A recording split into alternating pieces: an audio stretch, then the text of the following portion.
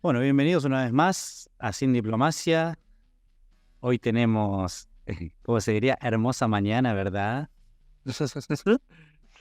Te veo radiante, Jordi. ¿Qué pasó? No tanto, todavía me tengo que acomodar un poco. A ver, dame un segundo que me acomodo un momento. Ya estoy acomodado. Ha sido un día de euforia. No creo que tengamos que invalidar que hay una cierta subjetividad que nos abruma demasiado con todo lo acontecido en Argentina.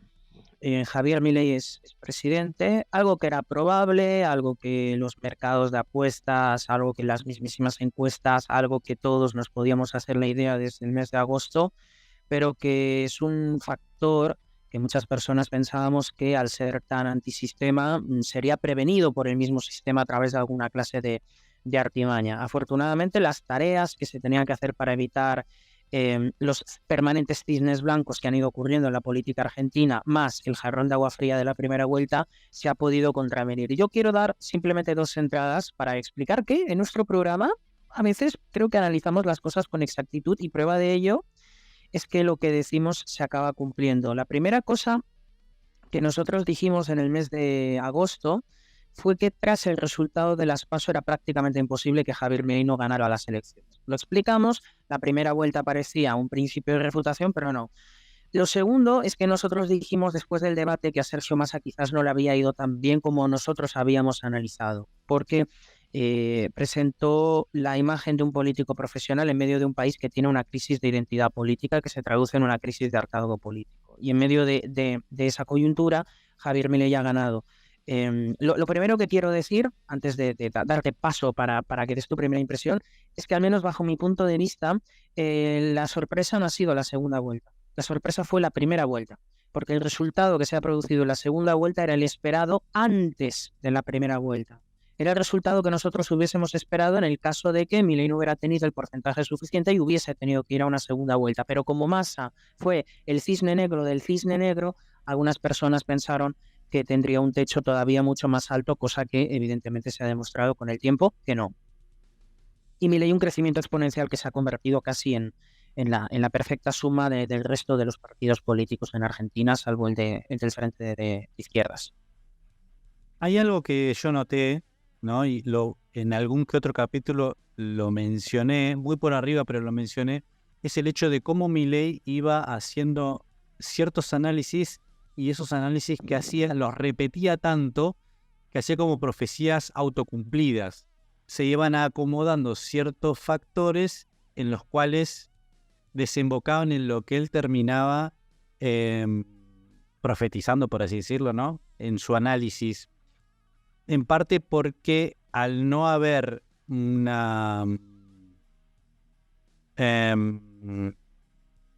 aporte de ideas de los otros candidatos,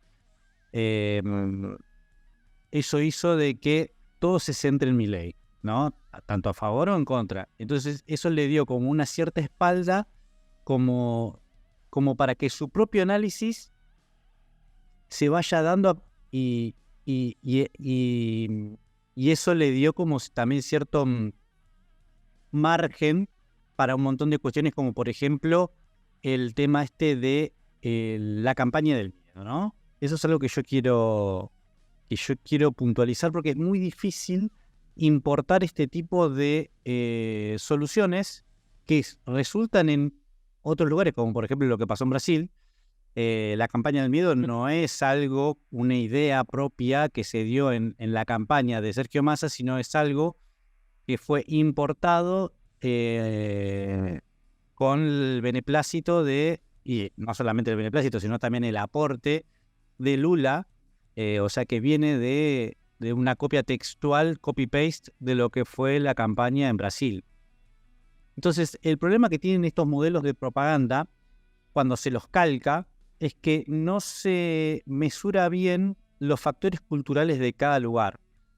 Entonces, ¿qué pasó? Funcionó, entre comillas, en lo que sería la general, ¿no? Que le dio esta suerte de alivio a Sergio Massa, ¿no?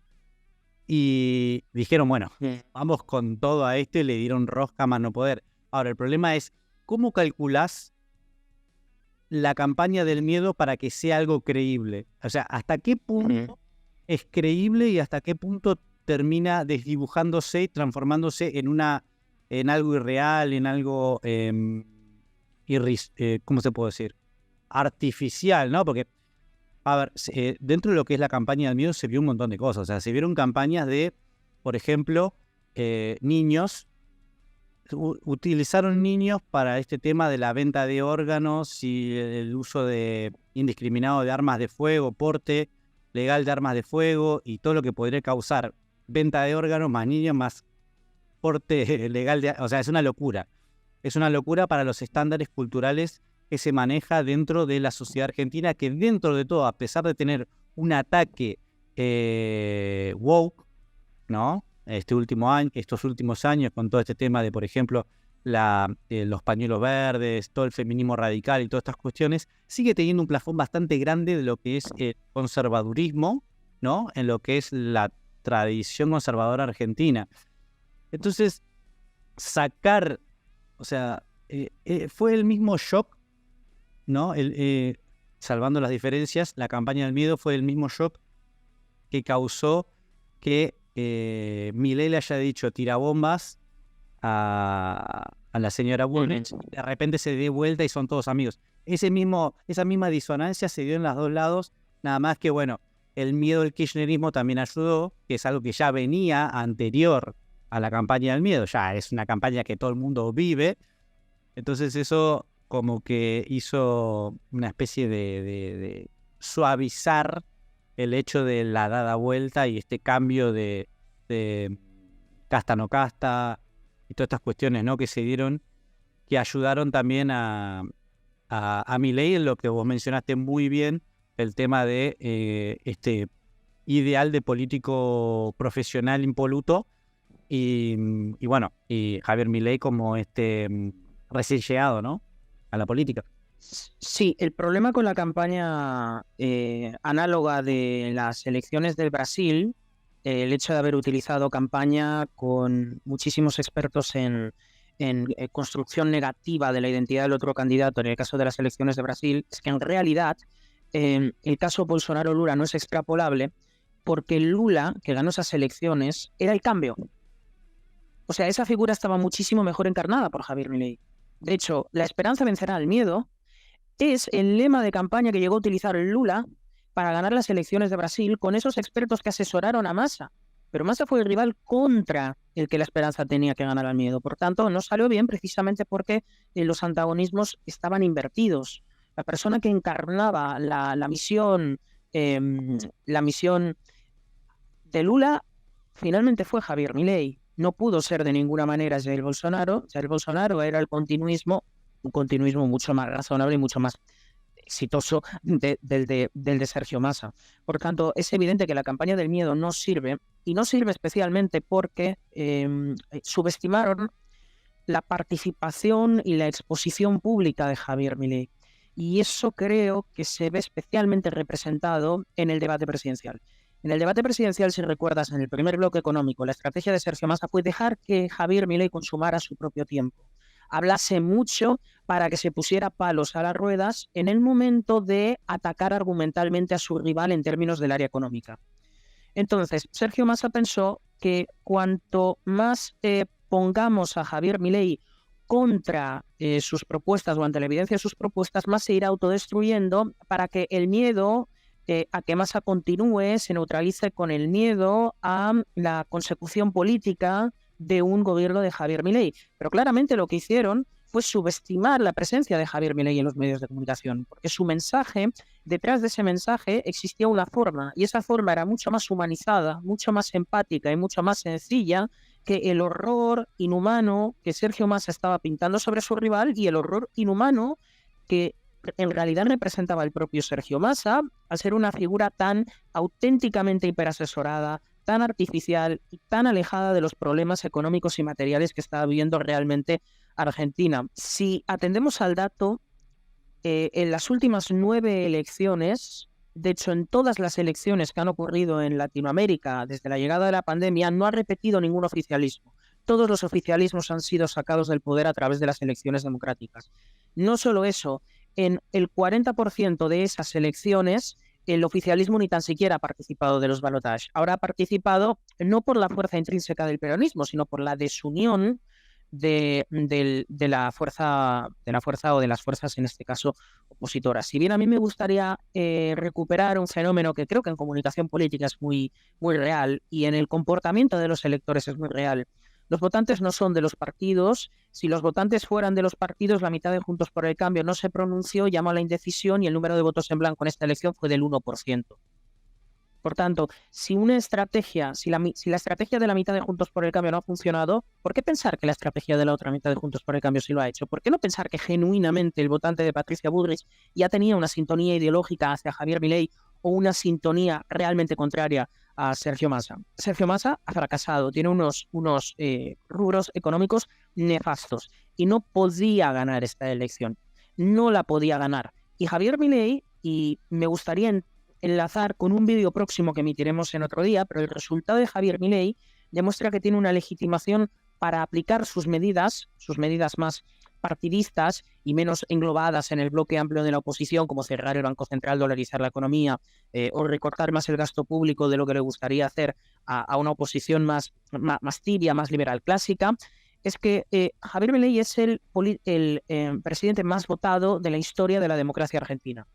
El más votado desde el regreso de la dictadura. Antes, por ejemplo, Perón creo que fue escogido por más votos, pero es Javier Milei, superando a Cristina Fernández de Kirchner, que apenas obtuvo el 53-54% de los sufragios en una reelección. Si bien en primera vuelta no eran candidatos competitivos aquellos contra los que se enfrentaba. Incluso Alberto Fernández arrasó contra Mauricio Macri en una elección donde el resto de los partidos eran inoperativos. Labaña no era operativo, Esper no era operativo porque sacaba el 2, el 3%, y en una elección ahora como balotage, después de una primera vuelta donde los partidos sí han sido competitivos, Javier Milei incluso ha superado esa diferencia que parecía tan amplia que consiguió Alberto Fernández en 2019. Es decir, Javier Milei ha conseguido la legitimación democrática de todas y cada una de sus medidas.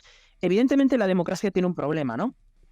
Y es el problema de que el único lugar donde se puede evaluar el termómetro público es en la elección.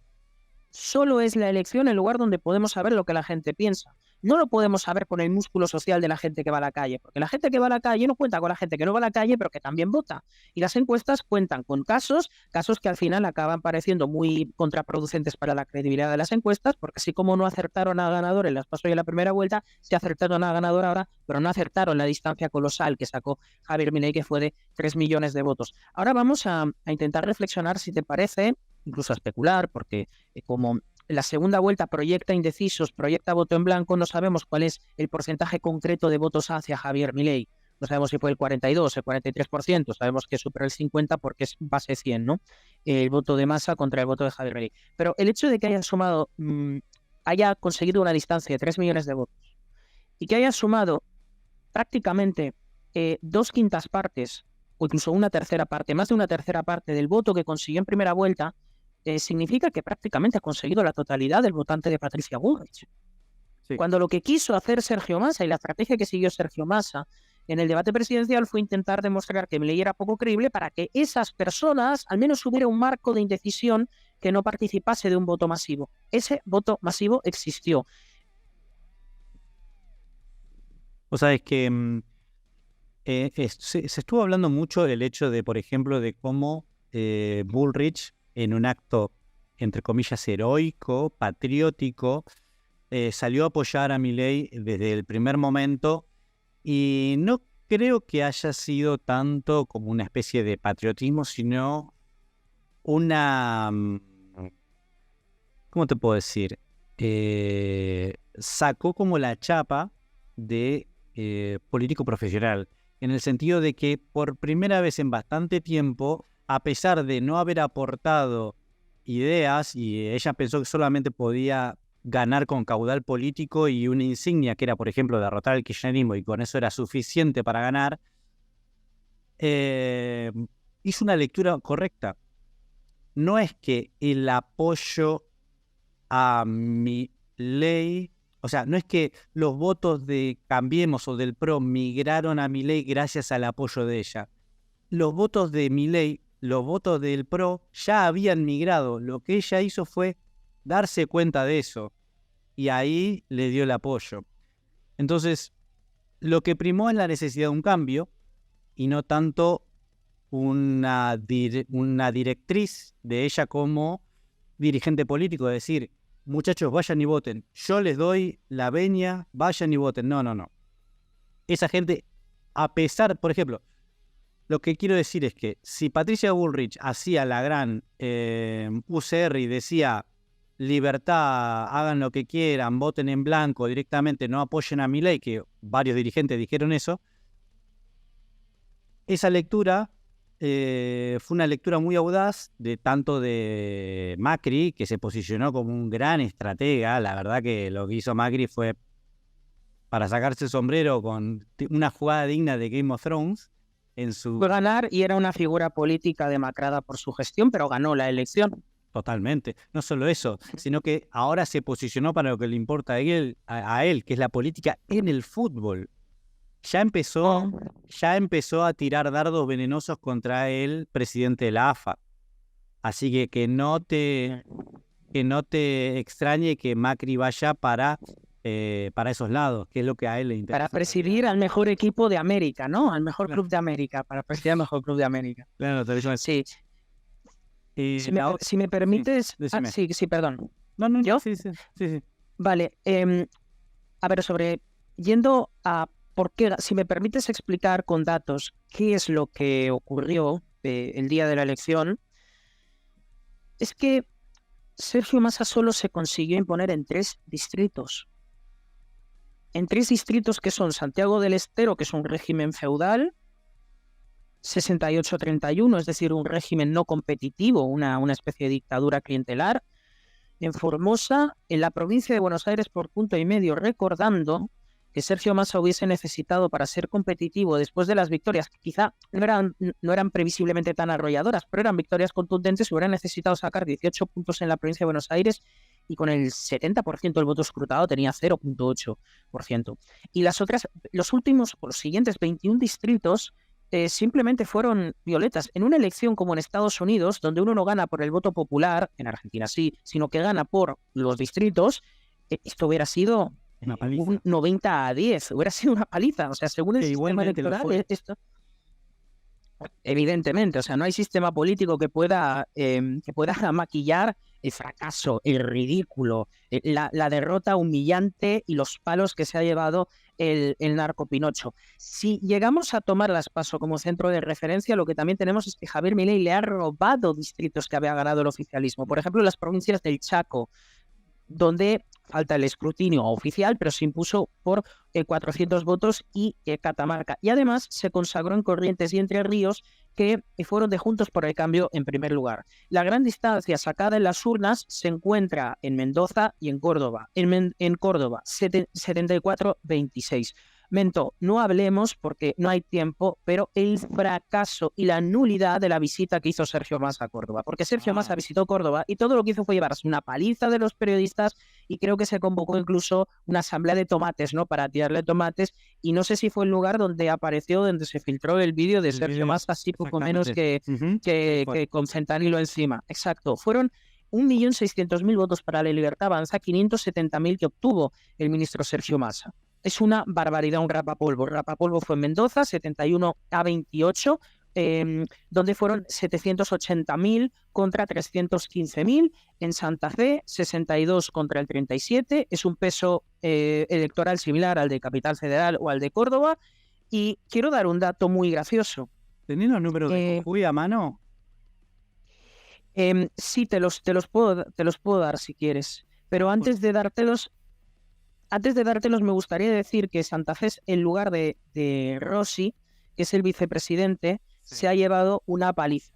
Así como se ha llevado una paliza en Tigre, que es la casita particular de Massa, y así como en Santa Cruz se ha llevado una paliza en la casa de Cristina Fernández de Kirchner.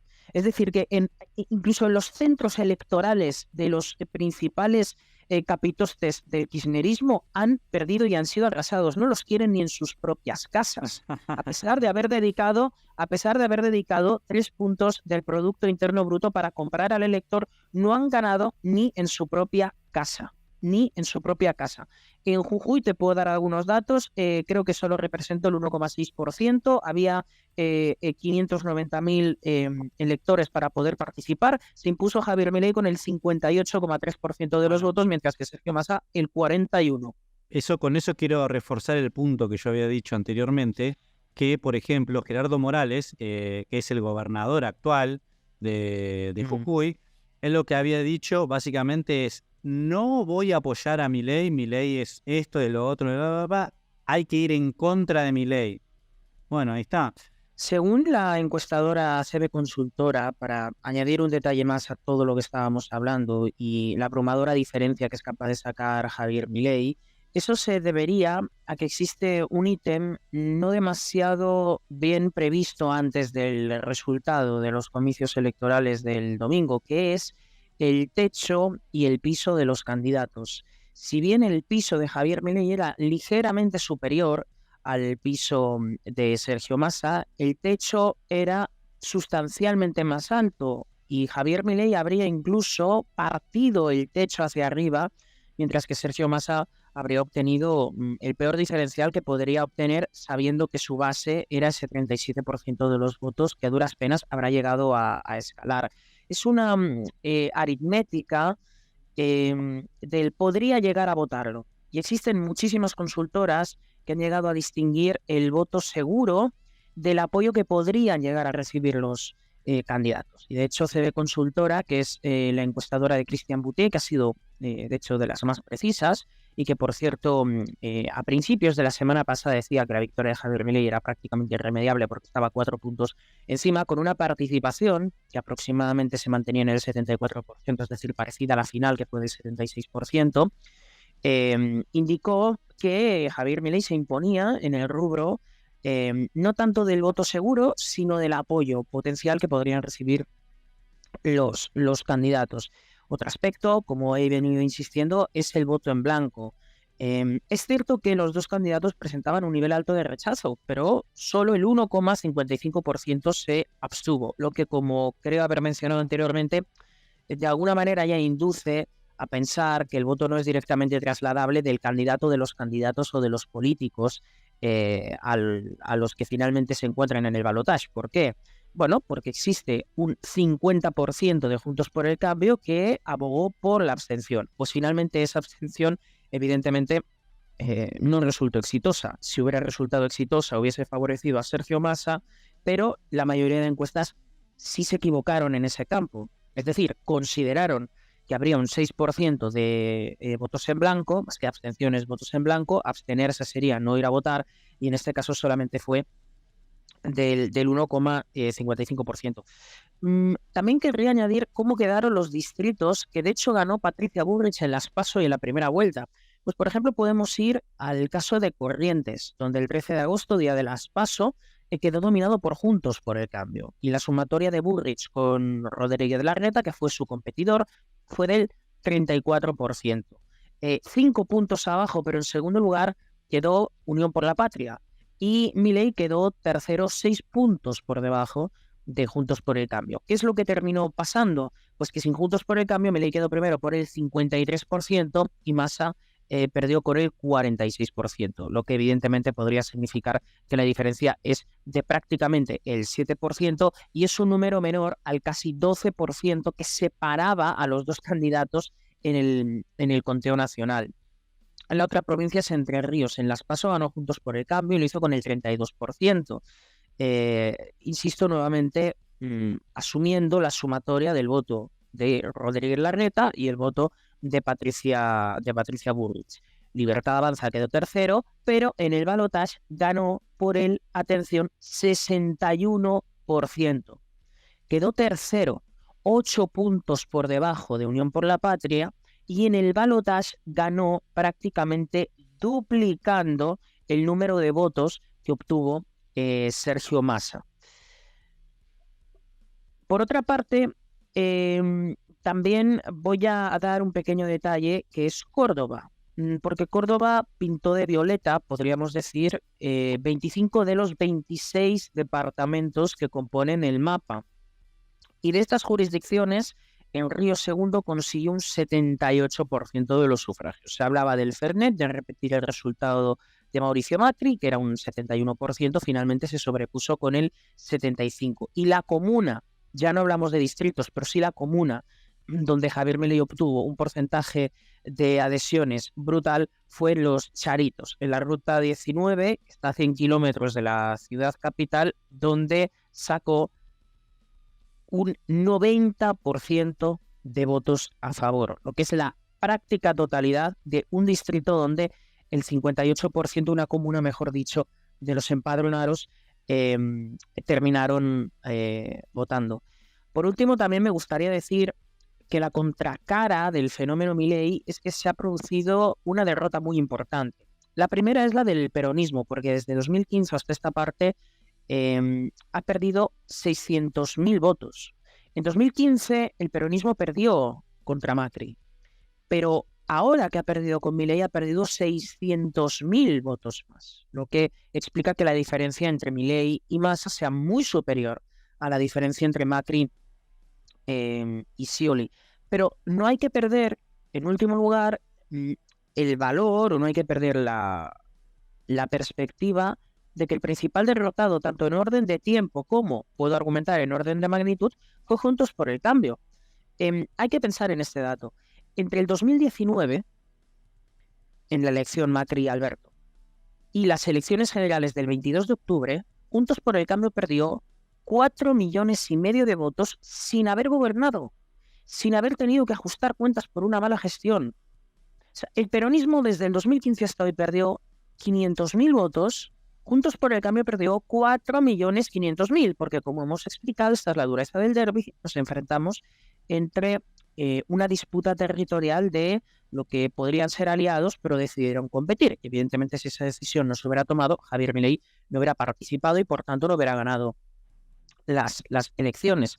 Es decir, entonces, que Milei no solamente vino a reemplazar al peronismo, sino que vino a reemplazar, probablemente dejando muy diezmado a, en este caso, la oposición de Juntos por el Cambio. Así que bueno. Sí. Bueno, gente, espero que hayan... Vamos a seguir. Esto te tiene mucha tela para cortar. De hecho, hay algo que no voy a llegar a nombrar en este programa, pero sí en unos próximos, le voy a adelantar un poquito, es, por ejemplo, los errores de la transición. Ya estoy viendo errores en la transición, lo cual hay mucha tela para cortar. Vamos a tratar de hacer varios programas en los cuales vamos a ir analizando tanto la situación, las cosas positivas que haga el nuevo gobierno, así como las cosas negativas en lo que vaya pifiando, fallando o directamente haciendo la plancha también. Importante decir que más importante para los que nos consideramos y somos de hecho libertarios, más importante que fiscalizar una elección es fiscalizar un gobierno. Gobierne quien gobierne, incluyendo Javier Milei, aunque yo sea una persona que haya apoyado abiertamente a Milei, que esté muy contento, la felicidad no debe sacarse de la fiscalización, también de los propios. Exactamente. Así que bueno, nos veremos en un próximo episodio y hasta la próxima. Adiós.